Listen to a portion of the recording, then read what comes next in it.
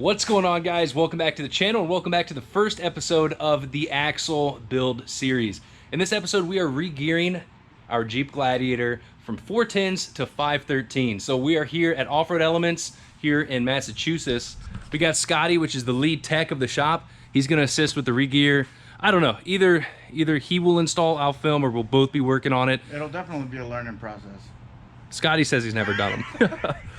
So most of you guys know that, we've done the 1-ton swap series, and I did a step-by-step re-gear video on how to re-gear a Dana 60.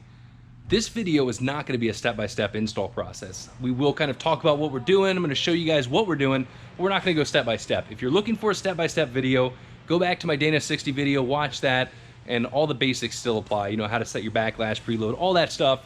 I don't want to bore you guys in this video, though. So we're going to go over a few things. First thing, we're going to get these installed. Second, we're going to do some before and after tests. You know, our RPMs, our miles per gallon, all that kind of stuff, and how it affects the drivability from re-gearing. So let's go ahead and check out what we got. So I went ahead and got a master install kit for both the rear and the front, as well as ring and pinion sets, rear and front. All this is from Yukon Gear and Axle. They make really good stuff. The gears, they install really easily. This guy installs them quite often. What would you say? They definitely do. They usually within a couple thousands of factory. That's awesome. Now, even though we're doing this here, I'd recommend, he's in the shop. I don't work in a shop. I'm not going to go ahead and say that you should try to tackle this yourself. I want you to watch this and realize how much kind of small detail goes into re-gearing, all the special tools and equipment. I don't want to say just go out and try it, because if you do mess up, it can be catastrophic. So watch the video, see if it's something you want to tackle, which most of you guys should not tackle this job. You'll kind of see why shops charge how much they do to install this. It's a very labor-intensive project. I think I'm already an hour in by disassembling the axle, and I didn't really go step-by-step on that either, because if you plan on re-gearing, you should know how to pull all this stuff off. So I guess let's go ahead and get started. 513 gears, master install kit. Let's do it. So the first thing I did was remove both axle shafts on the inside. To do that, we had to pull off our rotor, our unit bearing, slid this axle shaft out. Now on the JL and JT, there's the two-piece axle shaft. The FAD front axle disconnect right here in the front. To separate both pieces, all we had to do is come back here, take this box off, pull out the outer axle shaft, pull out the inner one, remove the snap ring, and slide that shaft out. So next up, Scotty, we are gonna remove our differential. We're gonna remove the carrier bearing caps and pull the carrier out.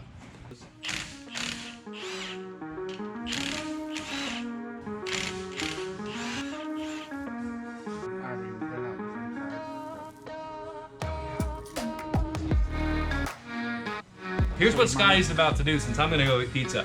He's gonna pull this bearing off because we have to remove this actual little locker mechanism to remove our ring gear. I don't remember the last time I have taken my Jeep to a shop. You know how nice this is? Just, hey Scotty, install my gears. Oh, okay, I'll do that. I'm gonna go drink beer. There's beer? Yeah, you want beer? Yeah? Or Crown? No, you don't get Crown, remember.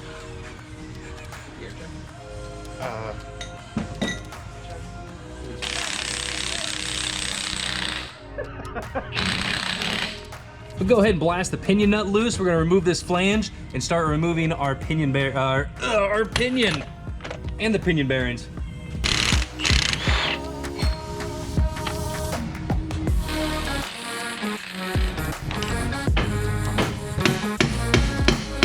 Move it. Try using any muscles.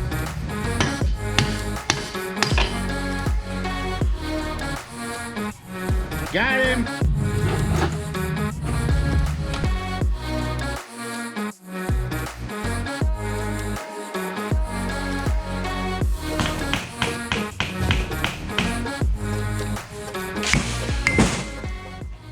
So we're about to do a size comparison. Not what Scotty thinks, but one thing you do need to think of when you're going to a lower gear ratio is the actual teeth, or the size of the pinion itself. So let me show you what I'm talking about.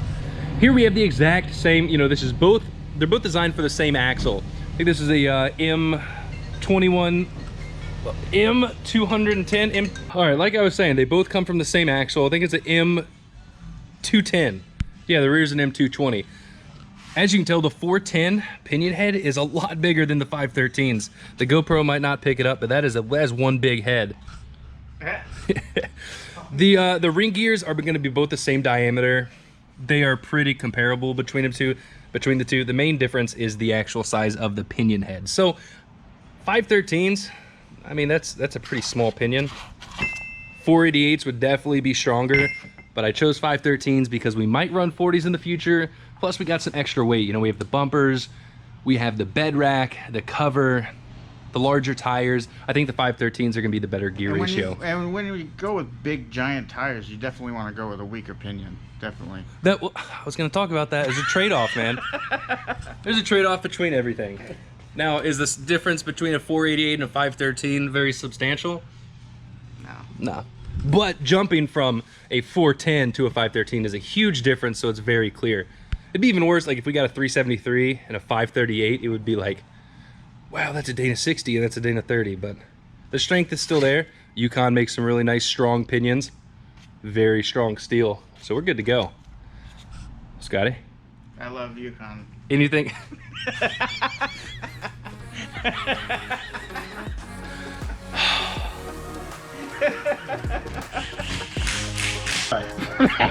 So I know at this point you're probably wondering, why in the world am I watching this? I'm not learning anything. I can't see what he's doing. Well, I don't know what to tell you. The great thing about the new JL and JT axles is that you don't have to use setup bearings. I'm trying to tell the camera. You don't have to use setup bearings. So you push the bearing directly onto the carrier, and the shims to adjust your carrier preload and backlash are all external. So you push the new bearing on, you're good to go. There's no worrying about pulling the bearing back off to make adjustments, change the shims, all that. Only thing we do have to worry about is Scotty using a 20-ton bottle jack press. Any tool, really. Any tool. All right, so what he's doing now is lining up these little tabs onto the carrier itself. So this is for the JL and JT electronic Rubicon locker. Snaps right in. Really, like regearing these axles is pretty much same for every axle. It's just the small differences like this that, you know, are what make it different and stand out from the other regears. If you want to see more detailed steps, check out my Dana 60 video that I made for the regear. It's like an hour and a half long, so. Time to remove the old seal so we can pull the bearings out.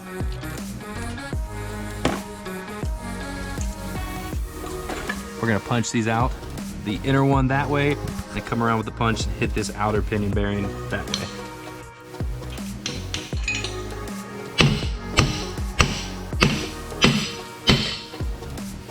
Those were the most manliest hits I think I've seen in a long time. Well, you spend a lot of time by yourself. Getting really good at whacking it. So we're starting off with that original shim that was behind this race. You can make a setup bearing, that way you don't have to hit it out. What you do to make a setup bearing is to hone the outside with a Dremel or a grinder. That way you can kind of just move it in and out with your hand. With the JLs and JTs, it's really not really that necessary because these are pretty easy to pop on and off. So what he's doing is the exact same thing on the opposite side.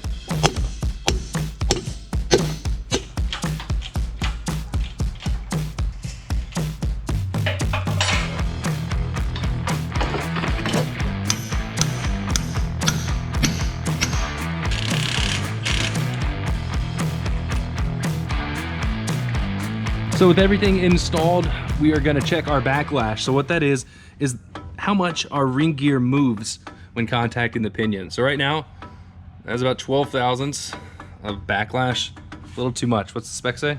3 to 6. 3 to 6, yeah, so we are 3 times over that amount. So what we can do is take a little bit of shims away from this side, add to that side. So we have to maintain, let's say, total shim thickness on this side and this side was like 30 thousandths, and this was a 10 and this was a 20. We're gonna take some away from this one and add to that one using our shim stack in our master install kit. All right, and I'm gonna set the camera back up for Scotty.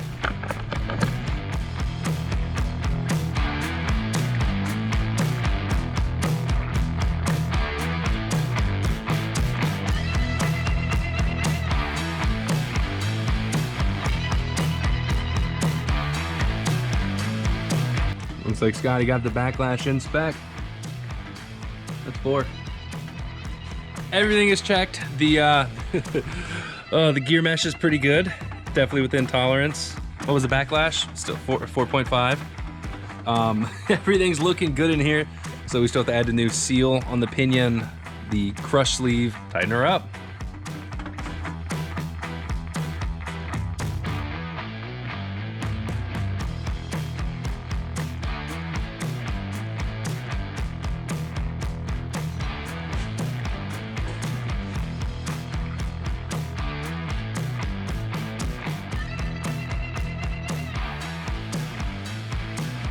Looking good, Scotty. So right now, we pulled the pinion out. We are going to adjust some changes on the pinion using different shims. And we're also going to adjust the backlash. It was a little bit out of spec. So we're gonna move the carrier over a little bit, tighten that backlash up, and hopefully on the second shot, we'll call it good and start wrapping it up. Yes, that's correct.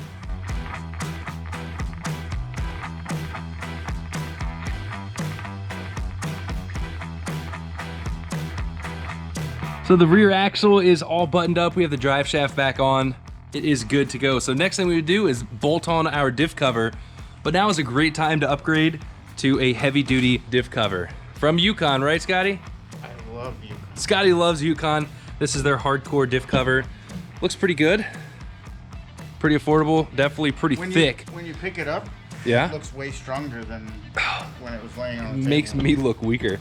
So we're gonna go ahead and reuse the gasket from our factory diff cover and get that installed. I wouldn't recommend it, but Wouldn't recommend what? This?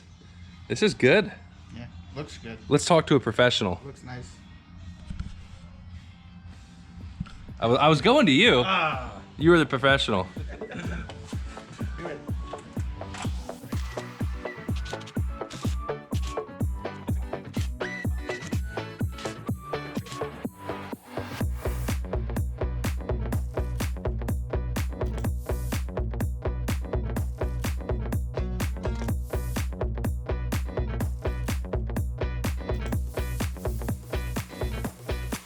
And just like that, the gear swap is done. Now the next thing we had to do was, of course, fill it up with gear oil and then follow the proper break-in procedure for new gears. If you're not familiar with what that is, it's really, really simple. Pretty much the whole break-in procedure covers the first 500 miles after a gear install. What we're gonna do is go out for a quick 10-15 minute drive. Not too fast, we're not gonna hit the highway right off the bat, but we're just gonna cruise around for a little bit, let those gears heat up, and then we're gonna stop and let the Jeep cool down all the way. So we're gonna stop for about 20 minutes, hit the road again, maybe another 20-30 minute drive, stop again, and then from that point on, just kind of drive around easy for the next 500 miles, and then after that, we're just gonna change our gear oil and make sure everything's still good to go. So I actually kind of had to change up how I was gonna do this video. The original plan was to get the gears installed and then show you guys a before and after with the 410s and 37s, and then after with the 37s and 513s. And we were also gonna kind of dive into, you know, what gear selection is right for you. I think the best way to do that is almost make an entire video based on gear selection. So, you know, when it comes to different model Jeeps, different transmissions, different engines, different tire sizes, and different goals for your build, there's different recommended gear sets for everybody. So I think here in a few days, we're gonna talk about gears. We are putting, you know, axles with 513 gears on the LJ with 35s. We have 513s on the Gladiator with 37s. And over there on the JK, we have 40s and 538s. There's a lot of what ifs and buts when it comes to regearing your Jeep and what gears to choose. So if you can't wait, you know, if you're like, oh, Ben, I need to know now, then call up Offroad Elements, talk to Jill or Eric. They'll be more than happy to kind of pretty much say the same thing I would say to you, but we are gonna make a video in the future. But how do I like the 513s with the 37s on the Gladiator? I love it. It is awesome. You know, we're back in 8th gear on the highway. All that factory power is back. You know, even with the 37s, this thing gets up and goes. The low end torque is back. It drives amazing. So we're still gonna do the, you know, before and after. It's just gonna have to be in its own video because there's so many variables for you guys. You know, I don't want to just make this video only in regards to the JT with the 8-speed transmission. What about all you JK people out there? You know, those of you that have the LJs or later model TJs, or even the early model JKs with the automatic. Those have the 42 RLE transmissions. You know, to run 35s on those, you might want to run 513s or even 538. So we'll dive all into that in a later video.